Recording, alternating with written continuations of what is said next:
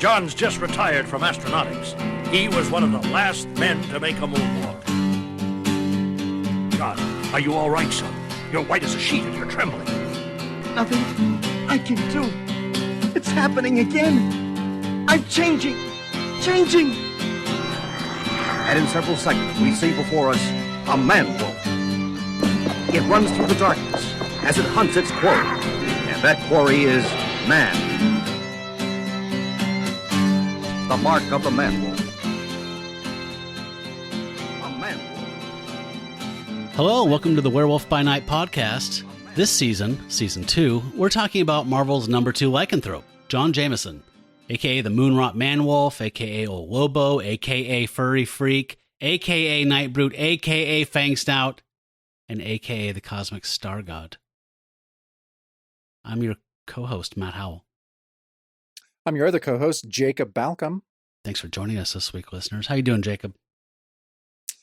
You know, I'm doing okay. Kind of had a hard day, but I'm here. And every time I've had a hard day and I know that it's time to sit down with you, talk about a comic, have a couple drinks, I feel a lot better.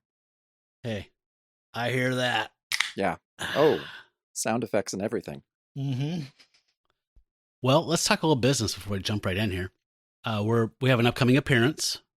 That's right. We're going to be on Russell Moran and Justin Osgood's Hulk podcast called Gamma Charge, the strongest podcast there is. And we'll be talking about issues 340 through 345 of The Incredible Hulk. This is the Gray Hulk era, and this is one of the best arcs featuring the leader. Yeah, and I believe this is like the second, if you're reading like the Marvel Visionaries that collect like classic runs, this is like the volume 2 of the Peter David Visionaries Hulk run. So very early on in his run on that book, which went for a long time, right? Oh yeah, he was on that book for years. Like 10 years or something. Yeah, but this is the early stuff. This is Todd McFarlane illustrates all of these issues. And yeah, it's great. It's really great stuff. You and I, Matt, you and I have talked about this, how we both remember this run from when we were children. So yeah, I bought it off the stands, loved it. I've talked before about how the Gray Hulk was my first Hulk. I was never a child. It's true. Sorry. I should have been more specific about that. That's cool. No, the Green Hulk to me was the TV show, which I loved as a little kid. But then I think this came out around 87. So I was 10, Matt, you were 12. And yeah, I loved it. I absolutely loved it. I definitely remember, there's certain artists, for better or for worse, that you remember vividly. I remember the first time seeing McFarlane's Hulk. I'm sure I might have seen, same way you'll see a Mike Mignola in the early 80s on Daredevil or something like that. And you're like, I don't even see him in there hardly, Not at all. Like in Romita Jr., like he was just aping his father the first few years of his career, which I personally like a lot. But yeah, I remember seeing the McFarlane Gray Hulk on the cover and just being compelled to buy it just because it was so ornate and busy and fussy, yet savage and wild at the same time. So yeah, I couldn't say no to that. No, I loved it. And then yeah, after this arc with the leader is where the Joe Fixit arc begins, which is one of my favorite Hulk storylines ever. And no spoilers, but I was telling Jacob offline a while back that after reading these issues that this also plays quite a bit into the Immortal Hulk. Some plot points from this come into that. So that was cool I've never been a regular Hulk reader. I'll jump in and read I read Planet Hulk, and I'll jump in and read a trade here and there. But I think you getting me to read Immortal Hulk was the longest sustained run of Hulk I'd ever read. 65 issues. Yeah, that's a lot for me. Definitely the second longest. I mean, I read the Peter David run for years and years, probably 100 issues or so. But yeah, Immortal Hulk, reading 65 issues of that was a delight. I think it's one of the, I think it is. I mean, Peter David's run is amazing and I love it and I have nostalgia for it. Al Ewing's Immortal Hulk is the best Hulk story ever told. Is Peter David I'm sure the answer is yes, like the guy who made Maestro And he's the one that, Maestro, right? The bearded. Is that an alternate or a future timeline Hulk, or what is? I don't know a ton about Okay. Maestro. I don't either. Isn't that like the famous story of that called like not positive negative, but future imperfect? Yes. I think. Yeah, which I haven't read, which I really should go back and do that. But yeah, I was like you, I would every couple years I'd jump on to, reading the Hulk and then fall off. I think the run that I had read before Al Ewing's run was the Indestructible Hulk that Mark Waid wrote, maybe in 2012 or something. I don't think I remember that one. It was pretty cool. Walt Simonson came on and illustrated 3 issues where Hulk and Thor team up, and it was Simonson drawing Thor again. So I was like, "Fuck yeah, this is great!" Oh shit! Yeah, it's awesome. It's on Marvel Unlimited. Everyone should read it. It's really cool. It's like issues I think 5 through 8 or something like that. I did enjoy Loeb's Hulk or Red Hulk, whatever that was called. Yeah, for a while that was neat. It kind of got twisty and turny, and I kind of bailed just because I bailed. But yeah. Yeah, it was cool. No, it's definitely cool. Anyway, check us out on that show, and we're going to bring some solid wisdom to Russ. We're going to peel his hair back. Yeah, just a ton of wisdom, as we normally do. So we're just gonna do what we do. Yeah. Drop the knowledge. Yeah. You can be Redeemer, and I'll be Rock. Okay. That's deep cut for you guys. That is a deep cut right there. All right. So there's nothing else really. I did just post a little unboxing video of the Howlin' Man-Wolf action figures that we got recently. Oh, cool. So you filmed yourself opening that box, and I filmed myself opening the package. So they kind of complemented each other. And good. So I kind of put those together. It was a real quickie thing. I'm getting my new phone this week, so I'll have a much better camera for home video stuff. And so stuff will look better, guys. I promise. I really do this for a job. Trust me. For an actual living. You can't tell from that video, but I actually get paid for it. Yeah, so that's on Patreon if you want to check that out. So go to patreon.com/Werewolf by Night podcast and join the pack. We've got some stuff in the can. I'm going to start cranking out now that we're kind of unquenching on the bonus show and kind of making those easier edits for me. I can start kicking out some of the stuff like Jacob's DJ video is the next one on the docket, and I have something else to do too. I was going to make to surprise you, so I'm not going to talk about that one. But all right, yeah, it's do you know what a dick pic is? Do you know what a water pick is? Well, let me just Google that. Hold on a second. Yeah, don't go to, okay. No, you're good. All right. Yeah, so if you join the pack, you get shout outs both at the end of our bonus videos and verbally at the end of the regular show, and you get exclusive footage, which is going to start coming a little more steadily now. And we've just welcomed 2 people into the pack, I think today or the last day or so. I'll include them in the shout outs at the end. But I know one's Bill. That's right. We know Bill. Yes. He's a good guy. Good bloke. So we're here for this final entry into the Amazing Spider-Man 3-issue saga of the Man-Wolf here in the late 180s. So yeah, we've been kind of loosey-goosey covering this stuff because it's been not a lot of Man-Wolf, and yeah, I don't know. I'll let the cat out of the bag and say I have a generally more favorable opinion of the story after this issue. I think it kind of put a nice little bow on the 3 issues, but still not all-time stuff. It's not all-time stuff, but man, I don't know if the previous 2 issues were just shitty enough that when I read this one, I was like, I don't know, there's actually a lot I like about this issue. So I'm anxious to talk about it with you. Cool. Me too. So this issue is 190 of The Amazing Spider-Man. It is cover dated March of 1979. And I love this one quite a bit. This is pencils by Keith Pollard and inks by Al Milgrom. And that Crespi guy they give the lettering credit to, probably. Danny Crespi or something? I don't know. Mm-hmm. I think we need to get him a shirt or something. Yeah. I see his name a lot, and he doesn't really get any official credit. No. I love the layout of this one, though. It's got a very like vertigo-inducing perspective of like we're on top of the George Washington Bridge, probably, which just Pete cannot get that out of his life, right? So we're on the very top looking down, and just below us, the man-wolf, still kind of in tattered bandages, is jumping from the top suicidally, grabbing Spider-Man by the neck. And below we see way down at the base in the river or the bay, whatever it is.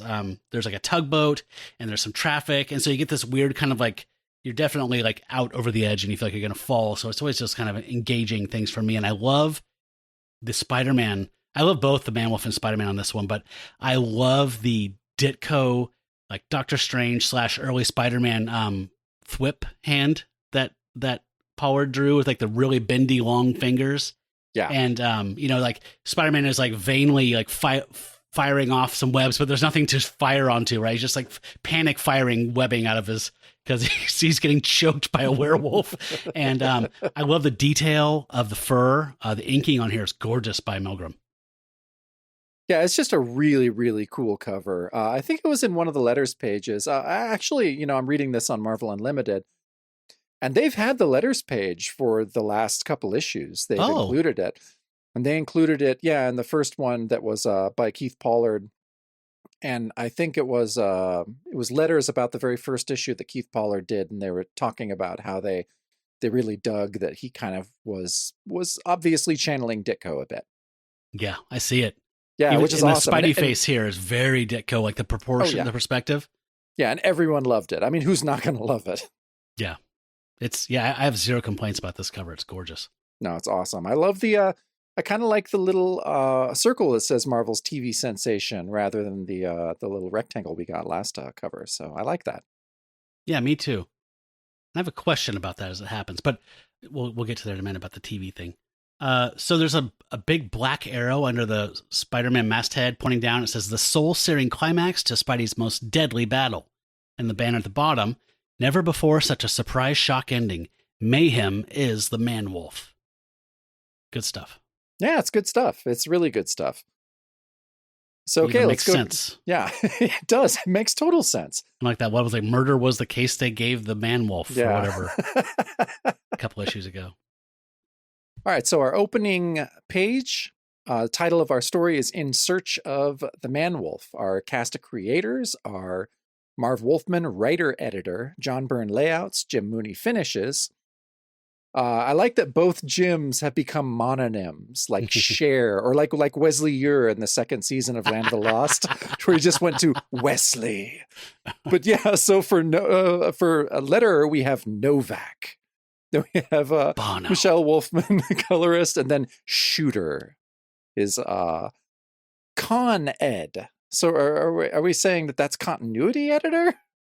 Yeah, I guess I didn't even really. Or consulting editor. I don't know. That's what happens when you shorten shit. That you maybe shouldn't have, because now I don't know. Yeah. Well, he saved so much time though, right? We just moved right past that. He really did. What do you? I would guess that that's consulting editor. I mean, continuity editor is very specific. Like that's a film like credit, right? Like a continuity. You're probably right. Yeah, the continuity person. No, this is probably probably consulting editor. So yeah, Shooter's there and he's on the rise. So I think we're going to see a lot more of that kid. Yeah. Remind me who Michelle W is. That's Michelle Wolfman, if I'm correct. Oh, that's right. Yeah. Man. I almost said incestuous, but that's not the word. What's it called? You've done that again. You did that before and it got really weird. So no, nepotism. Sorry. Yes. Okay. So anyhow, so it's basically where we left off last issue. The opening narration is a werewolf marauding in Midtown Manhattan. J. Jonah Jameson kidnapped? Spidey barely conscious? You may ask yourself, what the heck is going on? Good question. Read along and find out. So yeah, we see Man-Wolf holding his father, J. Jonah Jameson, coming out of a window. Spidey was, knocked out almost at the end of last issue. So he's looking up at them, saying, oh no, the Man-Wolf's got Jameson. So why am I lying here like I'm waiting for a moon tan? So, Spidey, Jeez. Do you have a question? I mean, answer for that? Yeah. No. So now, is this the face? Is this the face that was on? This is the face that was on Marvel Premiere 46. 46. In the box, yeah. In the porthole. Oof, God, that's bad. It's weird. It does not bug me as much in context. No, it doesn't. I noticed that too. That's why I had to check, because I was like, oh, we hated that so much. But then I was like, oh, this is okay. It's not great. But yeah, you're right. In context, on an actual body, the head looks okay. Yeah, I feel like if they had just done a little bit of touch-up work on his nose and made it very clear that is a dog nose, not like a smushed face, like a pug. I don't know. Like, I know. It's so close to being okay. And I love that he's dead-eyeing the camera, like eye fucking the camera. It's almost like security footage of a person that's like, I don't care. There's a camera right here. I love it. And I love that Jonah, he's got his dad like unconscious limp as a rag doll just hanging out over like the, 30th story of some... Oh, that's a bugle, right? Is that what it was? Yeah, I think that's a bugle. Yeah. So no, it's a really cool opening page. I mean, I love the title. Yeah, I really like it. So it's very effective. What is the technique that Mooney is doing on those bricks? I freaking love that. Whatever that is. Yeah. Right. Is that a transfer? Is that like it's either like a Zipatone? transfer? It seems like I don't know, kind of what you would do with a sponge or something. Yeah. Like it's so cool. But it's so precise. It almost seems like a transfer where you'd lay it down in a sheet over your pencil page and then kind of just rub it off, right? And then the printer would translate that to, I don't know. I was really taken with that. I love this really splash. Cool. And I realized, this is the end of last issue here. We did not drink for the fact that I think he punched Spider-Man out of a window, made him slam into a building or something at the end of the last, like he really walloped Spider-Man where he was going like horizontally flying through the air. I'm having a belated drink for Big Glass. Okay. Drink to Big Glass. I'm having one for Private Reserve. I just finished my Ramita alteration and now I'm drinking a Coors Banquet. Glad you saved room. Yeah. Moontan. Moontang. Okay, so on this next page, I have some questions. I'm here for it.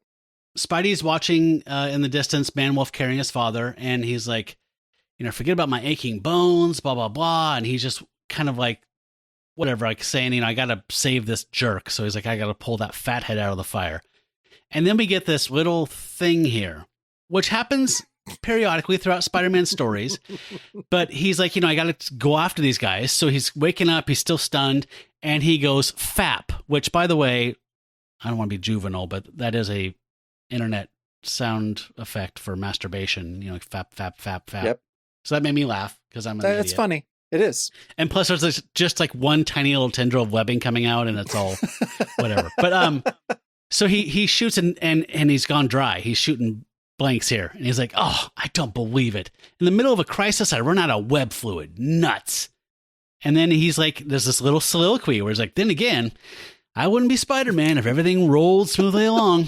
And then he pulls up his shirt and he's got his little cartridges on his belt. He's like, fortunately, I keep extra cartridges tucked in my belt pouch, and then we see as he takes his glove up to his fingers, which I slip into my web shooters with the greatest of ease. And then, thwip, he shoots a long tendril of webbing to another building. What do you know? I'm good as new.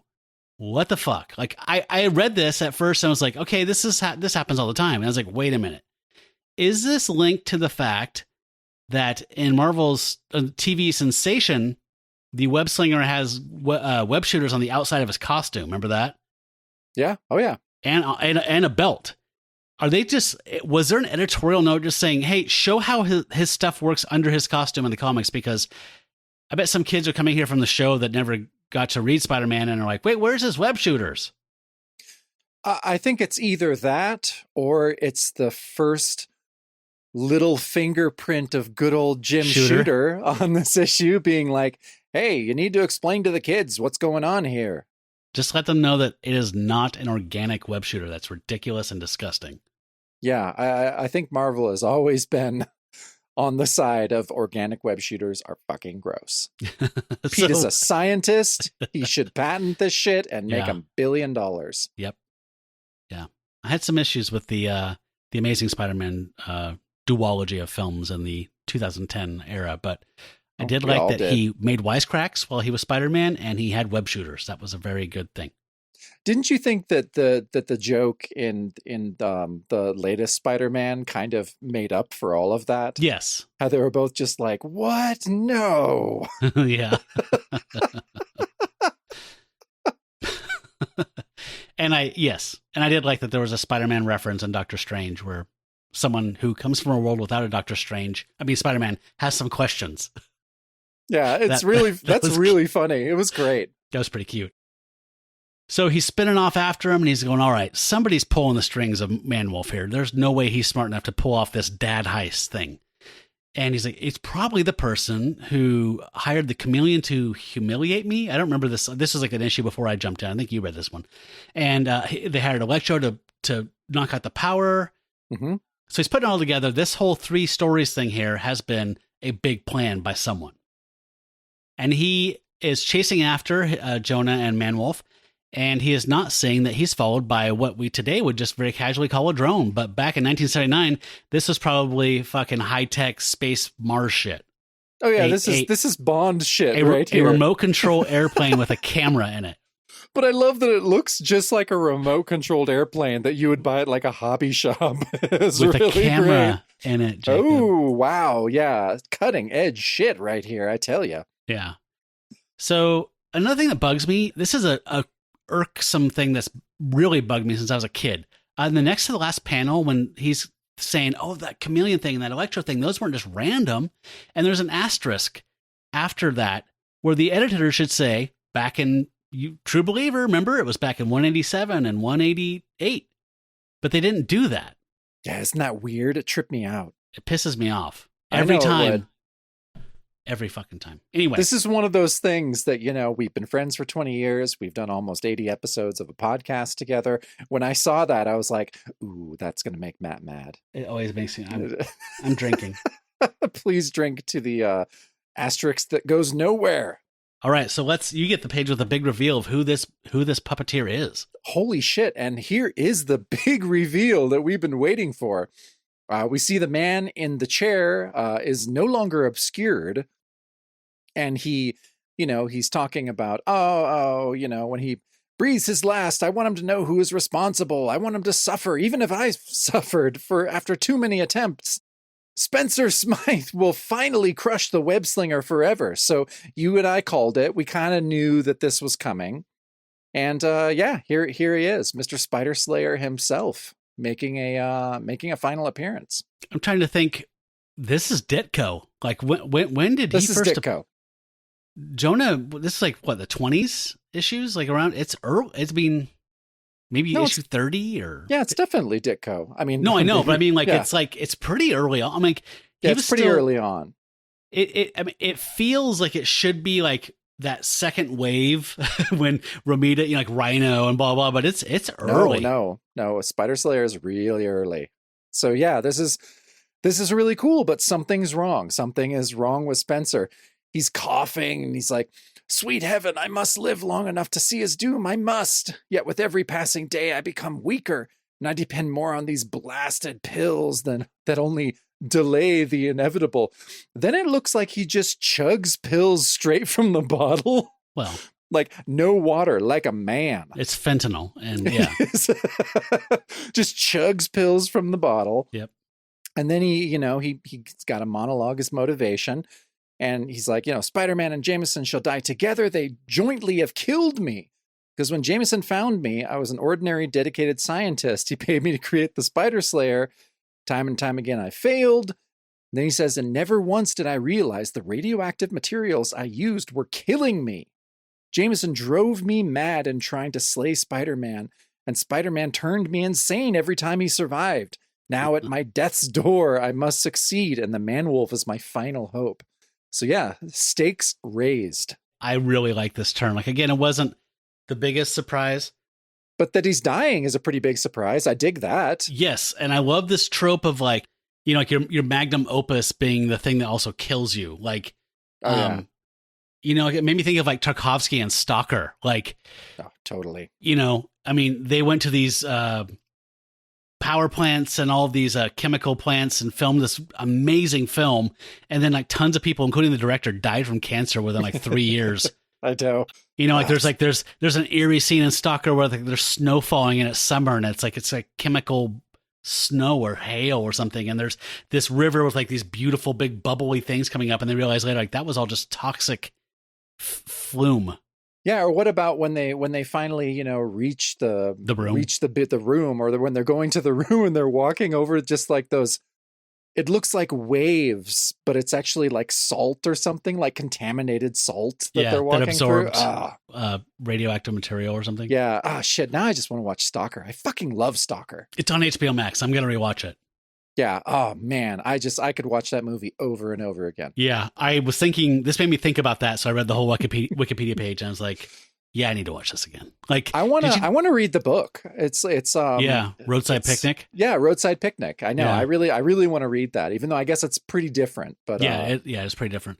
There's this book called Annihilation, which apparently took some inspiration from Stalker. Gosh, I guess it's a movie too. Yo, fuck the movie. Dude, the book is so good. The book is creepy as hell. The movie was so stupid.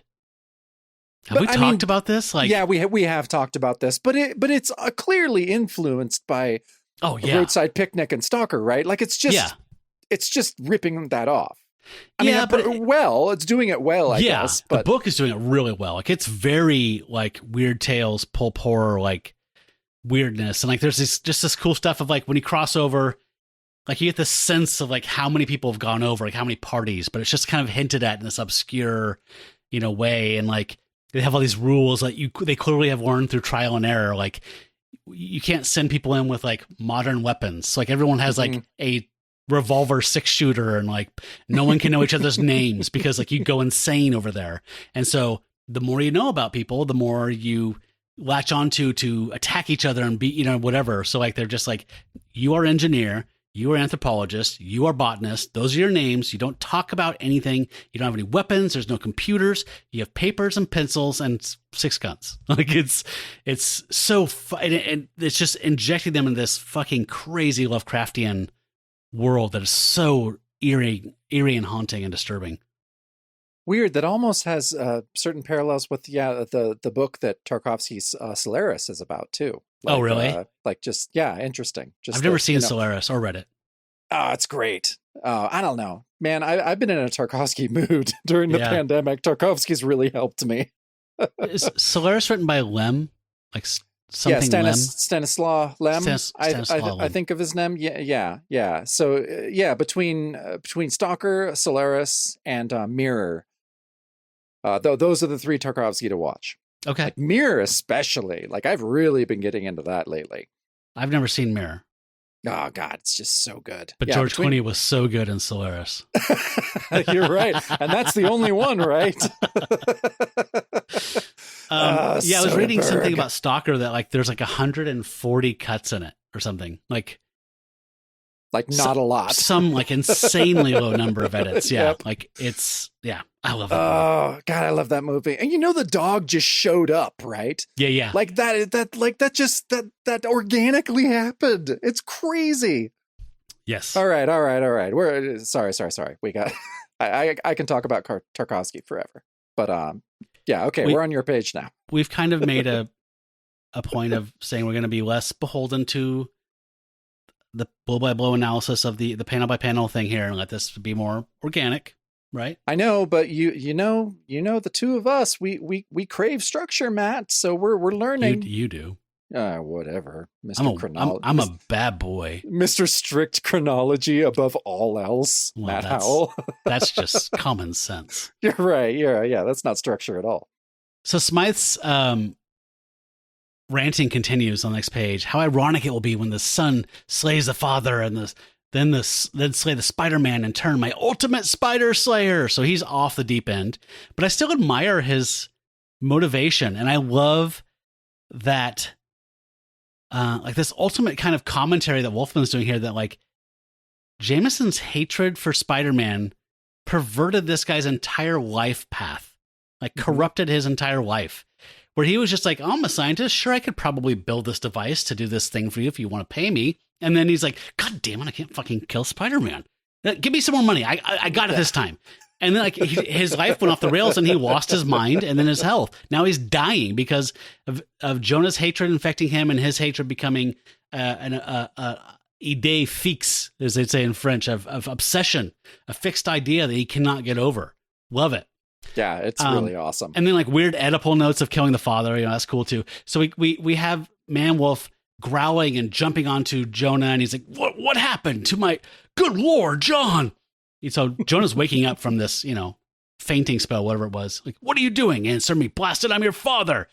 And they just fall down, down, down through the skylight, big glass, drink, into a auto show that's happening. And oh my God, there's bikini clad little, they hire women to be models and entice people to come over and look at the new models of cars. So they just come, like, he's holding his dad like a rag doll again, breaking through the glass, landing in here. This guy's like an attendee of the auto show is like, what is this? Another publicity stunt? And a bikini girl says, I don't think so. I'm getting out of here. And then Spidey swings into the broken skylight and slams into him. He's quipping pretty well. I kind of like Wolfman's banter for Spidey. I noticed that too. It was in a lot of my notes to where I'm like, Spidey's jokes are on point this issue. Yeah. I actually like the majority of them. I'm like, all right, that's smart. Yeah, he refers to this as like similar to a fight between Mr. Ed and Wilbur, which younger folks won't get. But he's like saying, they'll be talking about this for minutes at least. That was very timeless. Like, it's a really good joke. How fucking Chevy Chase Fletch is that? Like, just out of the side of your mouth, just like, you know what I mean? Yeah, it's like minutes at least. You're in the records room. Can I get you anything? You have the White Album? Using the whole fist there, Doc? Like, it's just, Wolfman has that Spidey writing down, which I absolutely love. Yeah. And he's like, hey, you noticed me? Jonah's like, you, Spider-Man. He's like, you noticed me, Jonah? Want my autograph? Like, don't you dare harm my son, you masked misfit. And then we get a beastie backhand, which we also drink for. God, how cool. Backhands Fatak Spidey real hard, sending his head back. And he's like, ugh, sure you haven't got that wrong, Jonah? And then Man-Wolf punches him so hard, he sends him flying horizontally again through both doors of a model car. He's like, I felt that punch clean through my socks. He says, what did they feed astronauts come werewolves? Cobalt bombs? Yeah. So it's cum like the Latin term, which technically means with, like cum laude, like come with honors, but it also means while also being. There's a weird like Anglicization of it. So it means like astronauts who are also or werewolves. Yeah. Cobalt bombs. And I love that he's broken 2 vehicle doors with his back and he's still making jokes as he's flying through the air. God, I love that panel so much. Me too. It's awesome looking. One of my favorites of the whole issue, honestly. Yeah, totally agree. So the next page, Man-Wolf lifts a car over his head. And I had the same reaction as Spidey, where Spider-Man says, I don't believe it. He's stronger than ever. I was just like, oh, fuck. He just lifted this giant car over his head and is hurling it at Spider-Man, who's saying like, he was almost unbeatable before. Now he'll probably be downright impossible to stop. Then another joke. Why didn't I go into the aluminum siding business?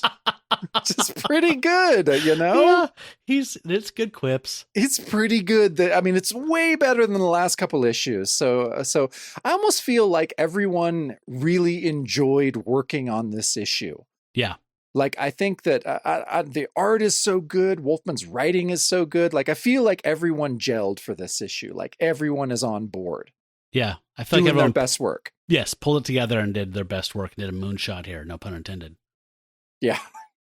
So Jonah tries to reason with him, saying, please, John, don't. This is your father speaking. Surely you remember me, son. And then, he just gets another beastie backhand. Oh. So drink to that. And then we see a cop who says, good heavens, that beast will murder him. What do I do? And Spidey's like, that scared rookie's reaching for his gun. Can't let him use it. I love that first panel. Because, like in a film version or whatever, like this will be like Spider-Man looking around over his shoulder, like both sides, like where the fuck did Man-Wolf go? And then like just a car going up in the foreground and then cutting to him holding it over his head fully and freely. Oh God, it's so cool.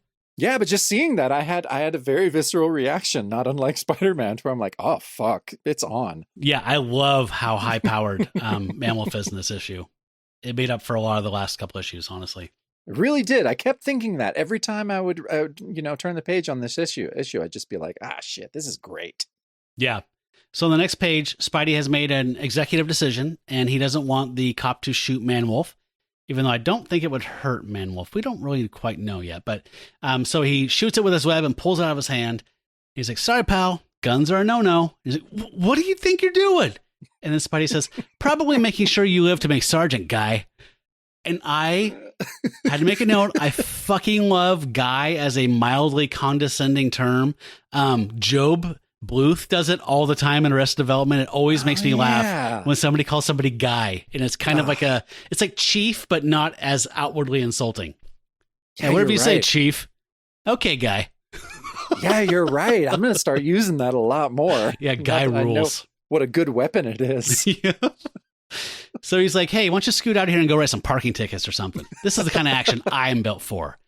And we get this foreboding or foreshadowing panel here as Jonah's on the ground and he's looking up amongst broken glass and at this 9mm.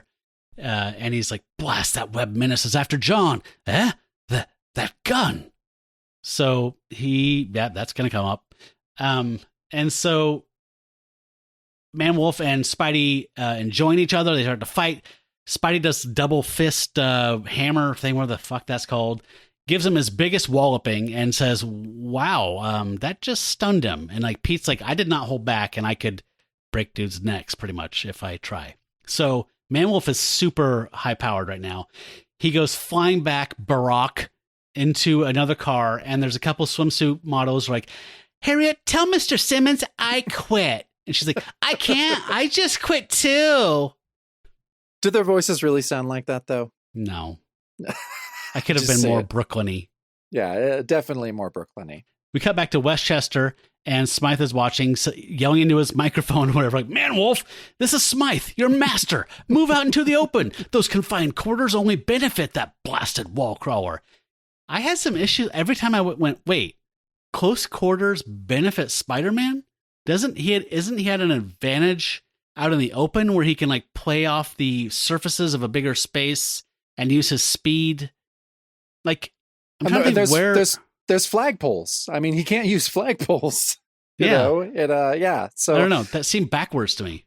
It does seem a little bit backwards, but Smythe, he's dying. He's insane. So, he has a couple things wrong with him. Oh, and I love that as Spidey's thinking as he as he starts to enjoy the battle here, he says, maybe Kurt Connors can help. I love just little, like, it's one of my favorite villains. You love Kurt Connors so much. I love Kurt Connors. Yeah, nothing wrong with that. And I love Old Scorpion. Those are two of my favorites. Yeah, agreed. So next page, I thought it was interesting because in the first panel, we meet the special guest star of the auto show, a cowboy named Wyoming Bill Kelso. I was like, man, this auto show has everything. It really pulled out all the stops. I gotta admit, I had to look this guy up. I didn't know who this was. Is he a real guy? Yes and no. Okay, give it to me. Okay, so Wyoming Bill Kelso was Denny Miller, character actor Denny Miller's character, and Peter Sellers' The Party. So in that film, which I've never seen, I know Peter Sellers plays an Indian character, so it's he does. It's out of favor, but I know the premise is like he's like a Bollywood star or something like that who, instead of being fired from a studio, gets sent to Hollywood to be like two people's itineraries get mixed up, and instead of being shit canned, he gets treated the star treatment. And he goes to this big Hollywood party, and a Hollywood movie star guy cowboy is called Wyoming Bill Kelso. And so Denny Miller, who played him, I guess it was a beloved character, like a breakout star of it, like a thing. So he is also the guy who played on the Brady Bunch Carol Brady's high school boyfriend Tank Gates. Remember that one? Yeah, I when remember Tank that showed one. up and like Carol's all into him, and Mike's like, "What the fuck? Like you're really into your high school boyfriend?" And like, yeah, Yeah. It's like, I'm an architect, right? Yeah. I build buildings. This guy like takes dates into buildings under progress and attacks them. Yeah. So that's cool. It's a weird 10-year-old reference to a character that had like 3 scenes in the party and people really liked him and thought he was awesome. But yeah, he's not he's a movie version of a movie cowboy. I love that. That makes this Marv Wolfman story even better. Wolfman's killing it this issue. I know. He really is. So what I assume is Wyoming Bill Kelso's sidekick says, looky there, Wyoming Bill, want to rope that critter? Wyoming Bill's like, you rope him, you maniac. I'm getting out of here. And so you spelled Y-E-W in a very Jonah Hex type of way. Yes, like a tree. Yeah, like a tree. So again, what shows how super powered fucking Man-Wolf is here. He just picks up the stage. Oh my God, he picks up the stage and throws it at Spider-Man. I was like, holy shit, this is awesome. And, but Spider-Man rises to the occasion. He shoots it with his webbing. He's like, don't know if my webbing will hold it. It's been losing its strength these past months. I don't know what that's about. Does he need to update the formula or something? Like, I don't remember that wrinkle. No, that was a weird thing to say. I was like, oh, maybe this will come up later. And then he says, yeah, like a fool, I haven't taken the time to check it out. But he sets up a triple strength blockade, and yeah, apparently it is enough. And then, as Spider-Man is catching the stage, Man-Wolf has grabbed Jonah again and is, taking off with them. And Spidey in the last panel thinks being with Jonah might give Fuzzface a terminal headache, if not acid indigestion. I love that perspective in that last panel of that like Pinto or Gremlin or whatever that is, like coming towards us. It looks like a gremlin, right? Like it's just such a cool, like stylized, like slightly distorted to be super cool again. I don't know. That's awesome. I can't decide if John Byrne wanted to do an auto show to draw bikini girls or cars. Yes. Maybe both. Both, yeah. He's good at both, so good for the him. reason why men like to go to them. Both reasons. So true. Yep. So are we in Times Square here? This is all billboards and signs and I'm guessing it is, but we get the King Kong act again from Man-Wolf as he's carrying his father like a rag doll, climbing up a building, and Spidey's swinging after him, and he's like, man, I gotta give Manny credit. He sure moves fast. From 59th Street to Times Square in 1 minute. Let's see Mario Andretti beat that. And we get one of those awesome, I didn't know these still existed in the 70s. I thought these were 50s and 60s, but like the cigarette billboard, which, were outlawed probably around this time, actually, of a dude with his mouth open, and his mouth is a hole in the sign, and they have some mechanism in the back that I've seen. Have you ever seen the guts of these, how these work? They blow smoke rings. No, I haven't seen the guts of them. So it's like a weird pump that it spouts out this puff of smoke, and then this weird cylinder pumps forward the shaft and pushes it out, and it makes those smoke rings. I would love to have seen one of these in real life. God, wouldn't that have been cool? Yeah, so illegal now. Looks like it's a Winston billboard, but we're not seeing the whole thing. And so Spider-Man jumps onto Man-Wolf's like shoulders as he's climbing a building, holding on to his dad. So it's kind of a shit show. And Jonah's kind of panicking, and Spidey says, hey, jump down to that sign and make like Claude Rains. And then a giant smoke. I didn't understand this action. Did he get hit by Man-Wolf?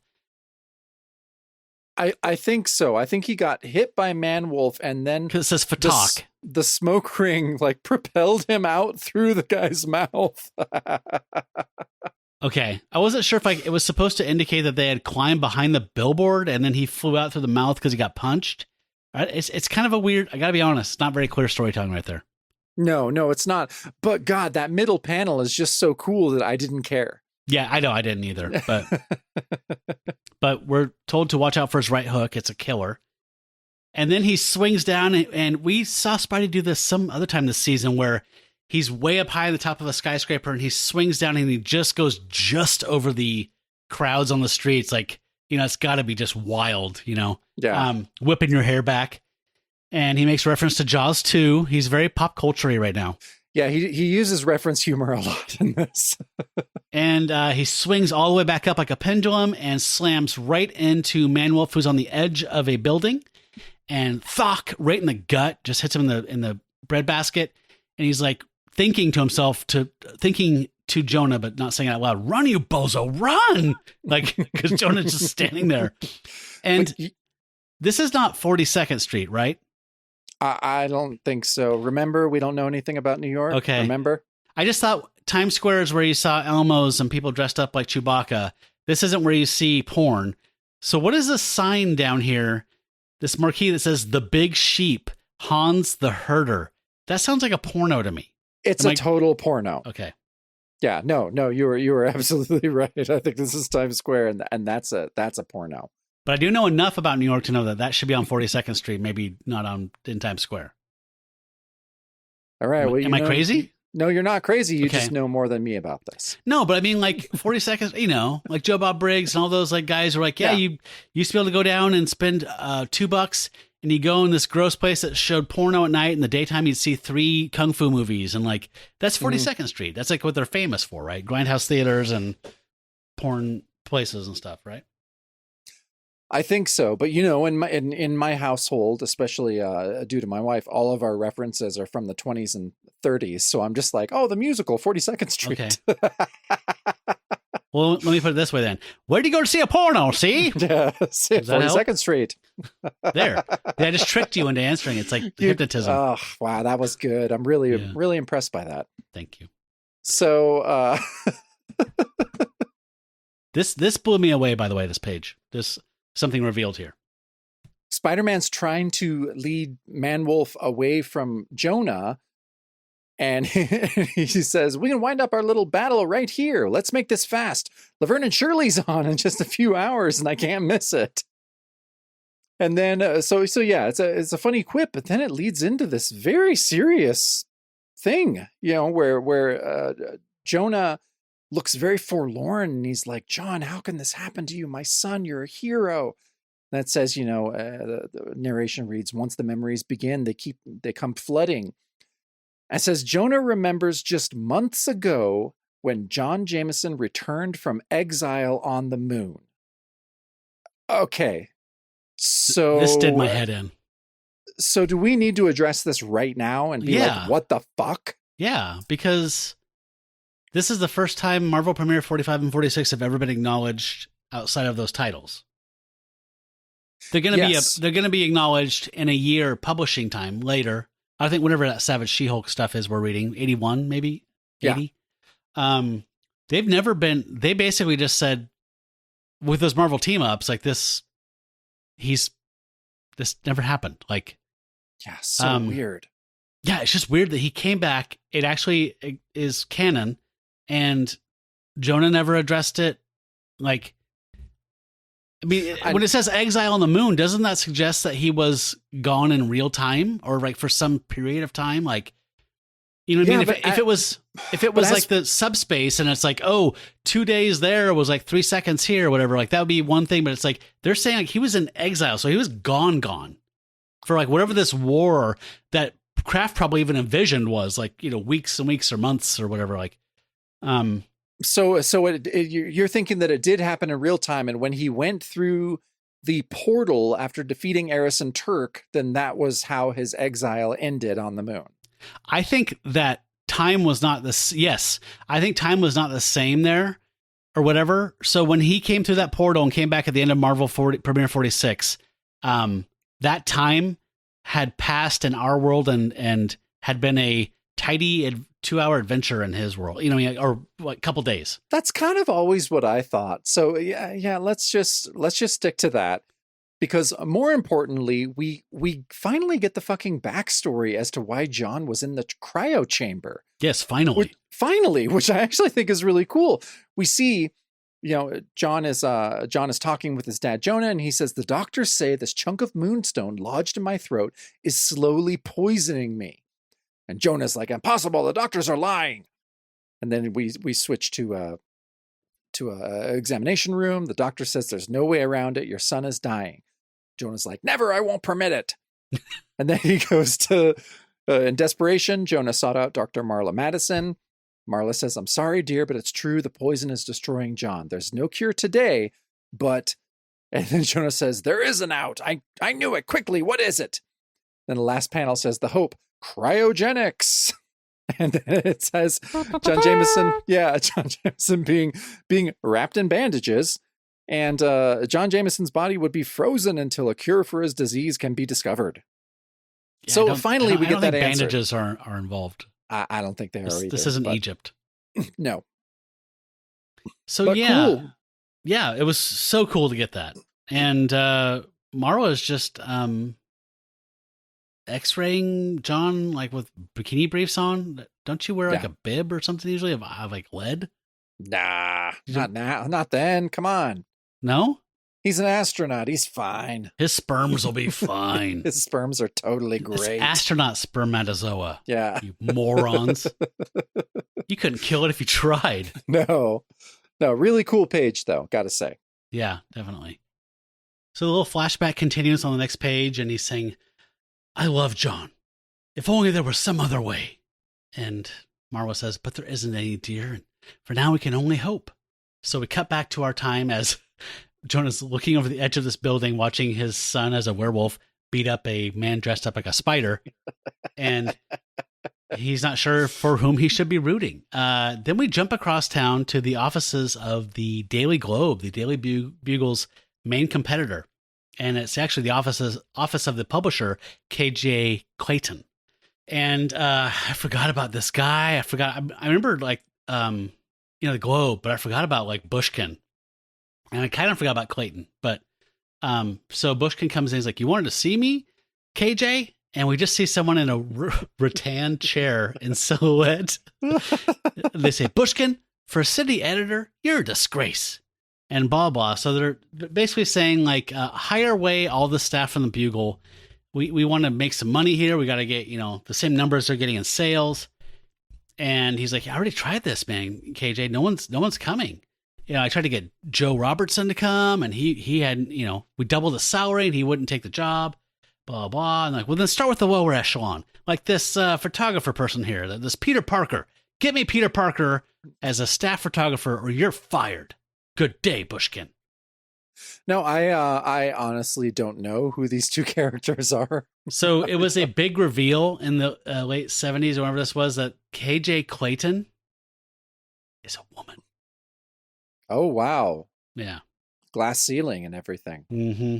Wow, there you go. A recluse who I think often like hired actors to play her like men to pretend to be her. Like there's this whole weird cat and mouse game with people like she didn't want people to know who she was and that she was a woman. So she hired actors to portray her and do like that little scene there where it's like just be a silhouette of a man talking. So it's that typical Marvel feminism, which is just like, I don't know if you got it right. You've seen Tootsie, right? Yeah, I've seen Tootsie. It's going to come out in 2 years. You're going to love it.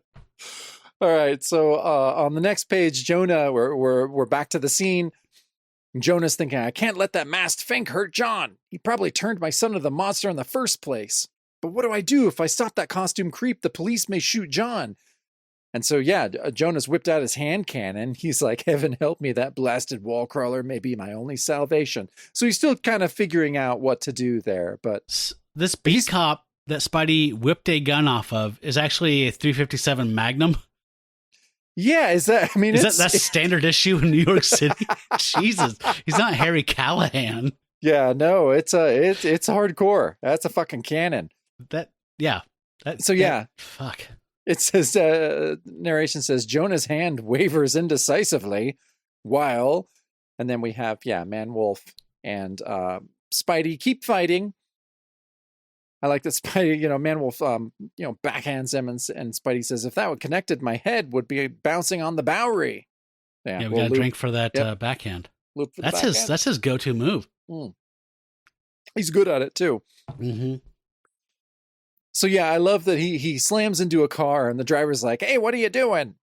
Spidey says, what does it look like I'm doing, handsome? Taking hustle lessons? Sheesh. Is that a reference to the Van McCoy or whatever song? The Hustle? Yeah, do the hustle. You know it. Could not escape it for 6 months. No, it's the late 78, early 79. It's all about the hustle. It was the Macarena folks of the late 70s. So yeah, Spidey, after being slammed in this car, he's starting to pass out. He's getting dizzy. He's seeing stars. And so it says, the narration says, while Spidey valiantly struggles to his feet, and then a man-wolf is approaching his father. And Jonah says, stand back, John, get away from me. I know you're not in control of your actions, but I won't let you take me again. And then he seems to drop the gun. He says, heaven help me, I can't shoot. Even if he is a monster, he's also my son. A little bit of Creatures on the Loose 34 vibes here. Yep, we've been here before. Been there, mind that. Yeah. I do like that bottom middle panel, though, of the man-wolf staring head-on, growling. That's pretty good. Oh, that's real good. I do like this, like, I've been saying this all season, this true lupine form and the white fur of a moon, like the color of moon rock. Yeah. No, Just I cool know. design. We say it a lot. I hate to say it for some reason because I think my allegiance is always going to be with the name of our fucking podcast, Werewolf by Night. But goddamn, Man-Wolf is a better werewolf. Yeah. Especially when he gets powered up by things. Powered up Man-Wolf is really kick-ass. I do have to say, I thought it was kind of weird that in that flashback he referred to it as the Moonstone, because he knows that the prior Star God, brought it through the portal, chose to die there, left it to be found by someone. Like, it's very clearly not a Moonstone. No, it's not. It's and if you want to argue that point, then you're just being obtuse. Yeah. For the sake of being obtuse. Come on. So Man-Wolf runs and grabs his father yet again, and he says, John, what in heaven's name are you doing? Put me down. And he says he won't listen, and that webbed menace is still unconscious. And then he decides, he's most likely feigning it, laughing at me. So we had, on your page too, there was a weird thing or a couple pages ago, he's like, it's probably Spider-Man's fault he's a man-wolf anyway. And then here he's like, he's probably just faking being knocked unconscious. Fucking asshole. Yeah, he's got some problems. He's been working on himself a lot this season, but he has a lot of work to do. Yeah, he does. Yeah. Jonah thought he was going to his final interview. So we cut back to Smythe in Westchester, watching Spider-Man passed out on the streets going, no, get up, you fool, follow them. For my plan to succeed, the Man-Wolf must destroy you and Jameson together. I'm sure if Pete were conscious and he heard, they'd be like, oh shit, I'm sorry. Yeah. let me run over there. But then Spencer, right? Spencer Smythe? Mm-hmm. He's like, follow them, follow. And he grabs his chest. My heart, too much pain. And then we cut to the Brooklyn Bridge. Sorry, I said George Washington at the beginning. It was the Brooklyn Bridge. And he's carrying his dad like King Kong again towards the towers, whatever you call those parts, where the struts are. And he's like, why won't you talk to me, John? Tell me where you're taking me. It's no use. He won't listen. He doesn't seem to understand me. How could this happen? I've been a good man, a better father. And so he's still climbing up as he's saying, don't you remember me, son? Even though we were struggling to make ends meet, don't you remember me scraping up money for the ball games? There were so many games then. The Yankees, the Dodgers, the Giants. You've got to remember, John. Remember before the Giants moved to the West Coast? Don't you remember, John? Yeah. And we get these two little flashback pages where you see a Hitler mustache / Charlie Chaplin mustache. John, he still has the flat top. Yeah. But he's carrying a young John Jameson, who is a tyke, probably 5-ish, who has an I Like Ike shirt on. And he's pointing excitedly up to something to show his dad. It's very sweet. And he's saying, your mom and I were so proud of you when you graduated high school. And then we see him graduating college or whatever. And he's like, you've always made me so proud. And, you're so bright, so handsome, aggressive. You're made of the stuff of heroes. Yeah. Very alpha male. Oh, yeah. Well, it's Jonah. So, yeah. So I like this page just because it was, Smythe getting all worked up and having chest pains. Like, I don't know. This makes me think of like movies where it's like, whatever, like, I need my chest pills, my heart pills. And they take one pill and put it in their mouth like, My thank God. nitroglycerin. Yeah. Yeah. It's like, it works faster than movie poison. Yep. Yeah. So it just continues on the next page because goddamn, the top panel we get shows the funeral of Joan, right? Joan Jameson.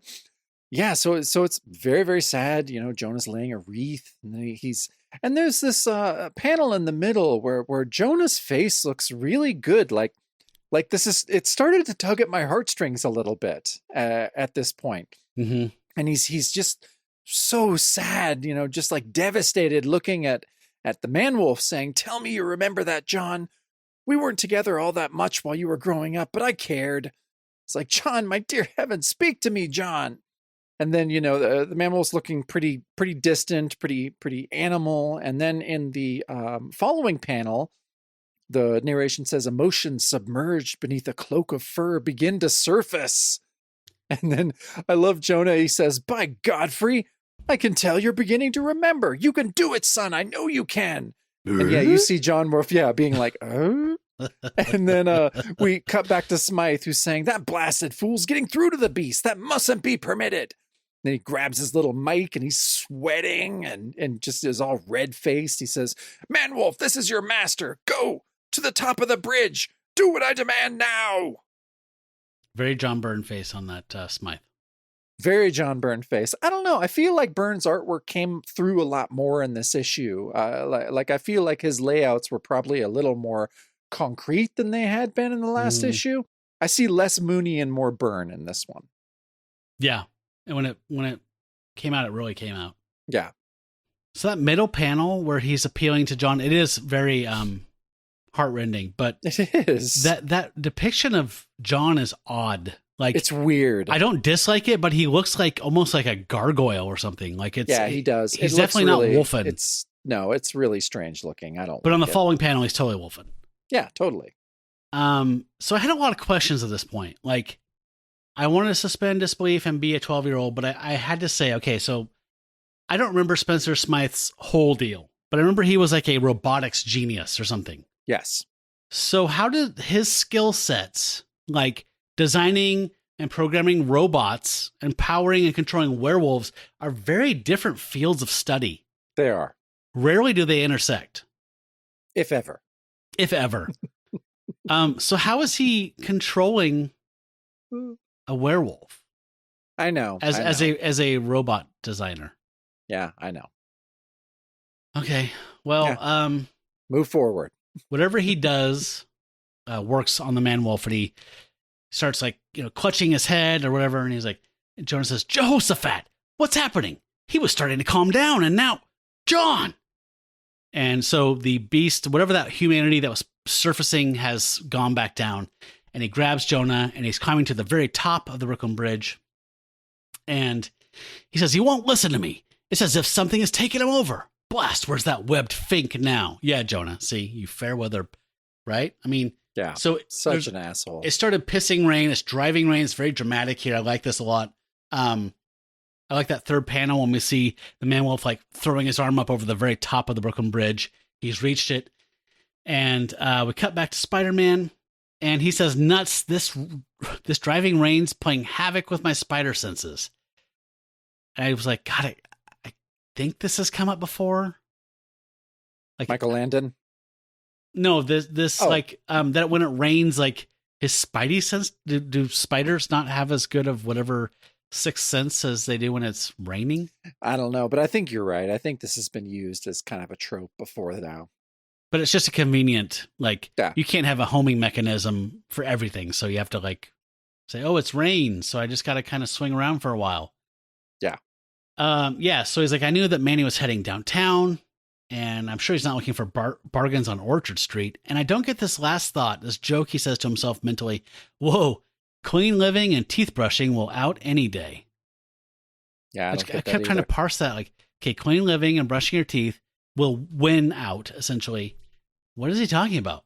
I feel like there's a word missing. Like that's actually a mistake. Will win out any day. Win out even if it does. But what is he talking about? I know. No, he's he's not.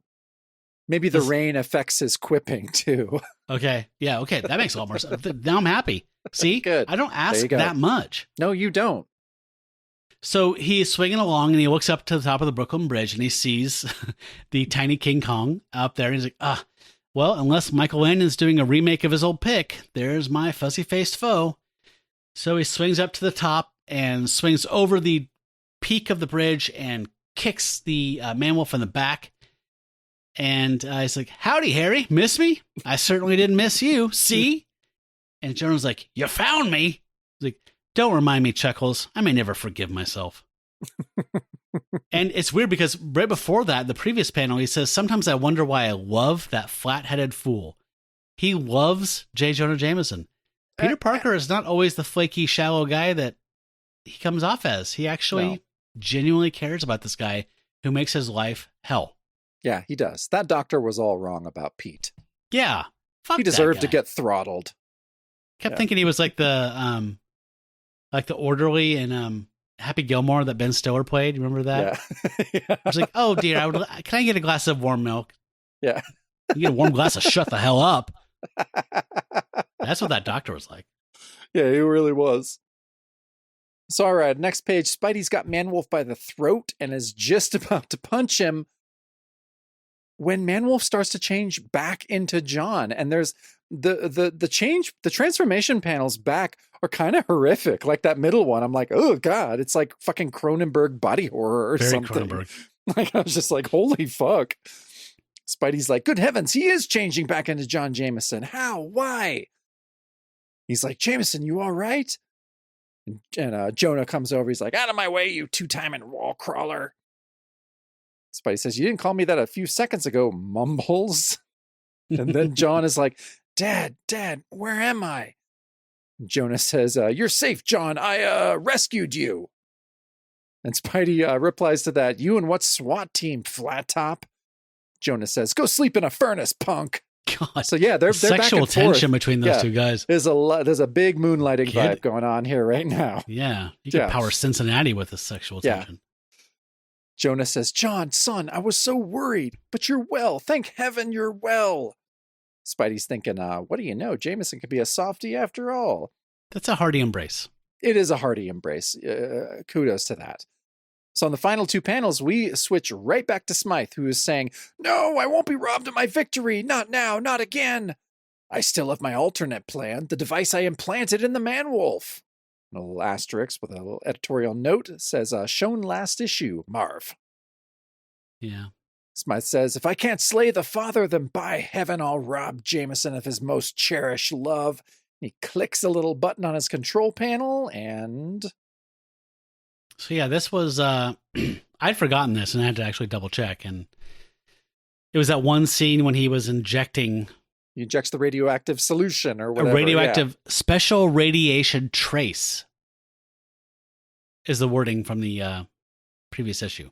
Okay. I thought he was like injecting him with a radioactive trace, like like a tracer, like a spider tracer. Yeah, but it's a trace of radiation.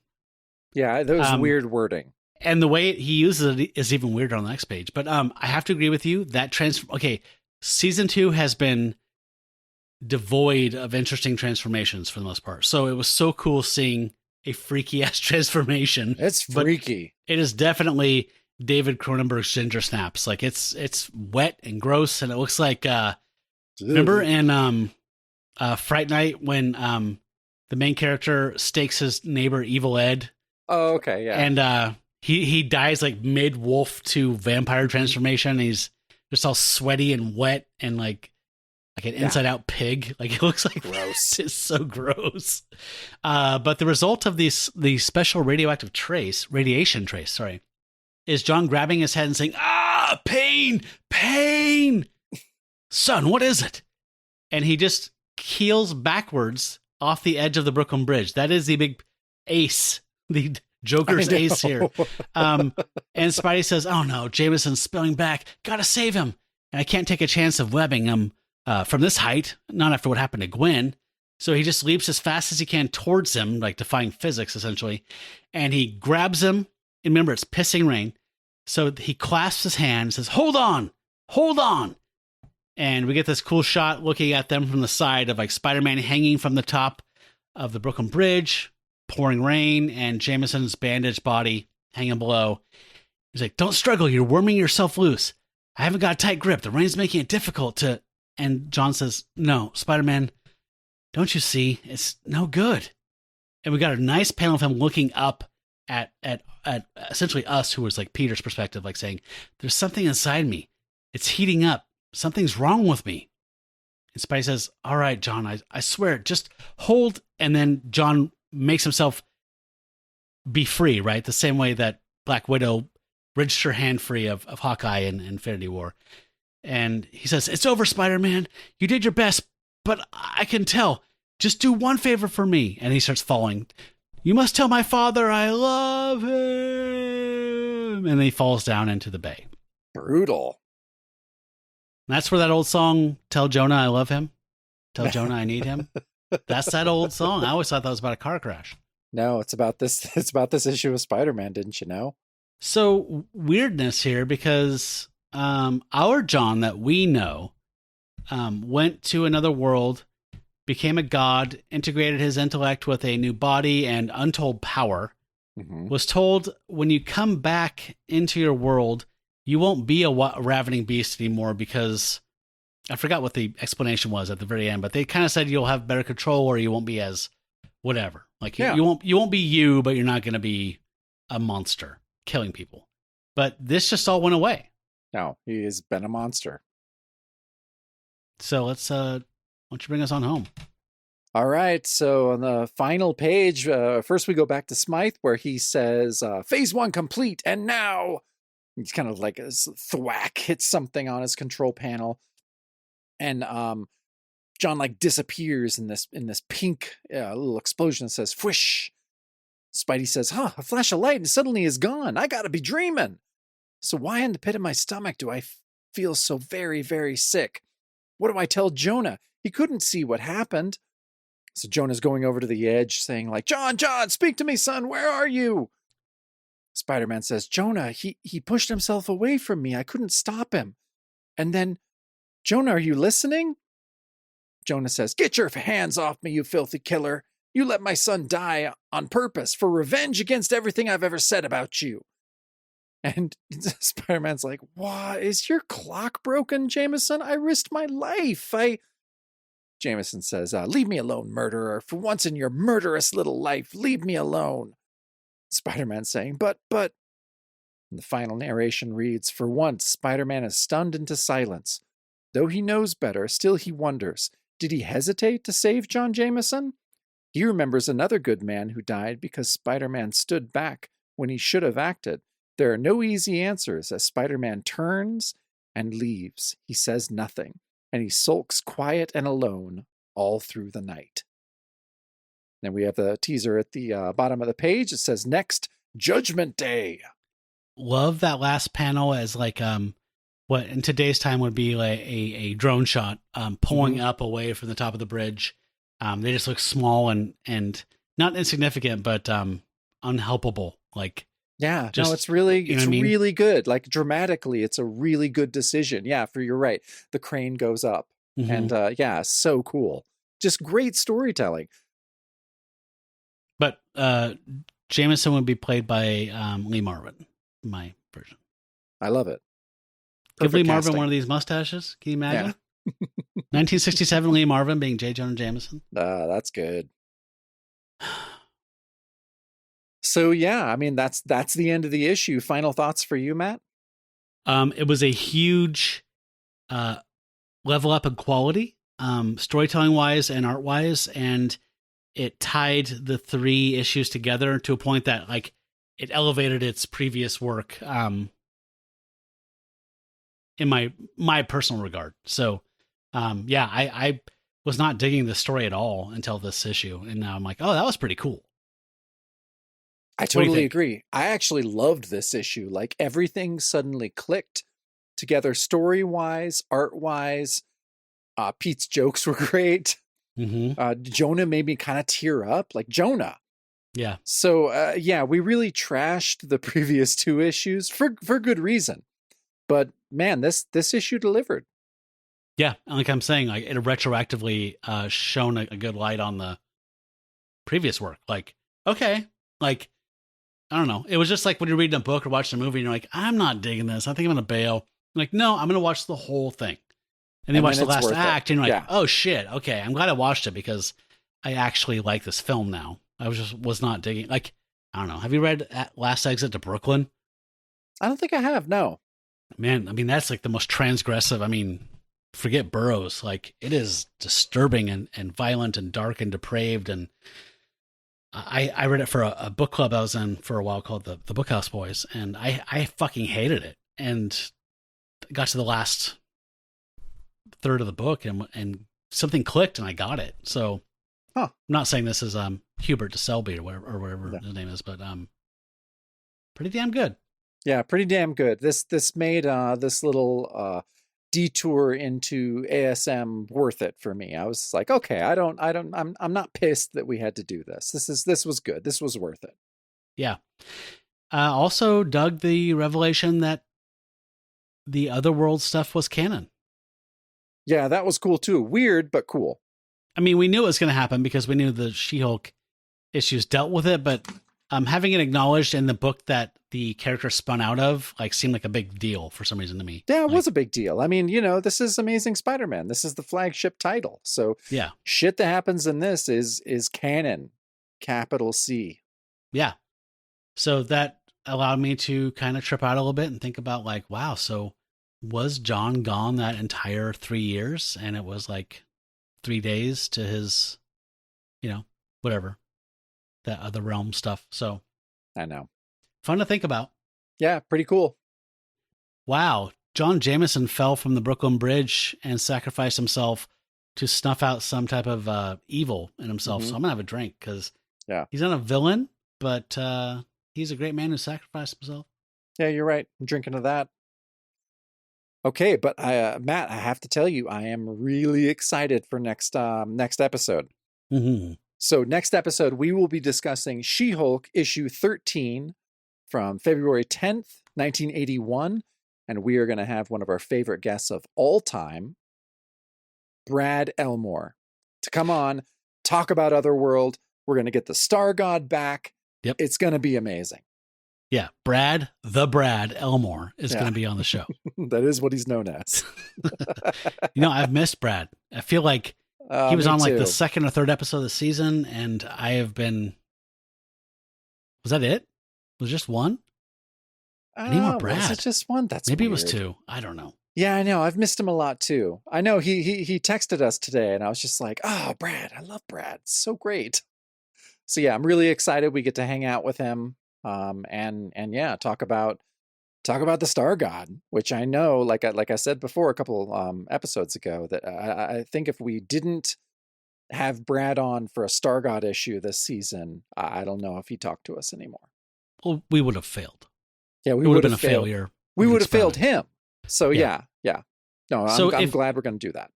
And I know that several people have jumped on this season just to follow the Man Wolf story. And it's been cool seeing people saying like, oh, after I'm caught up on Man Wolf, I decided to go back and listen to first season of these guys and whatever. So if you don't know Brad, he was like one of our first guests. He's a good friend of ours now. We met him through the show, and he directed an indie movie called The Wolfman's Hammer, which you can watch for free on YouTube, which is fucking amazing. And it is not, despite its title, a horror movie. It is it's like if Sophocles wrote a tragic meth drama in Central Oregon. It's fucking amazing. That is an amazingly highbrow and correct description of the film. In my mind, it plays out like a Greek tragedy. It really does. He says Shakespearean often when he's talking about it, but to me, I prefer Greek tragedy, and it hits the notes, that kind of a fatalism of a Greek tragedy, like where it's like you can go through your paces and your steps, but this is the end result, and this is going to happen. Anyway, it's a beautiful film, beautifully shot, great metal music in it. Yeah. And then he made a film called Bit, which is kind of like the 21st century version of Lost Boys, which I can't recommend enough. I absolutely love it. And you can find it online. Watch Bit if you haven't seen it. For sure. We love it, and we love Brad. He's one of our most popular guests. People love it when he's on, and we love talking with him. So I've been waiting for this. I can't wait. So yeah, issue 13 of She-Hulk. We're going to talk with Brad. Then issue 14, the following week, we're going to have Michelle from Moonlit Comics, one of our other very favorite guests, one of our other most popular guests as well. So yeah, can't wait for that. Did you see that gift that she got? I know, what the fuck? How amazing is that? I mean, it's a print. So Yeah, but signed by Al Milgrom. But Milgrom signed it to her. Yeah, I know. How fucking cool was that? So yeah, we're talking about Moonlit Comics. Go to Instagram and follow Moonlit Comics. But Michelle is an amazing person and a relatively new person to the comics scene compared to you and I. But she jumped in feet first a couple years ago and has been amazing. People just love Michelle. She's very lovable. But she got some friends bought her a reproduction of the source art of Werewolf by Night 32. Mm-hmm. The first appearance of Moon Knight, and Al Milgrom signed it, and fuck it, it's so cool, man. What a great gift. Great person. Yes, she deserves it. No, she can't does. Be jealous. No, you can't be jealous. And yeah, I mean, don't hate, celebrate. No, don't hate and celebrate. No, Michelle is relatively new to the hobby, but has become wildly popular on Instagram and on YouTube just because she's a great person, and her passion for comics is very infectious, and she's just really cool. Positivity is... Yeah. Oh, yeah. Yeah. So, yeah, people we love love Michelle. Yeah. No, it's so I'm very excited to get her back on for a Star God episode as well. Yeah.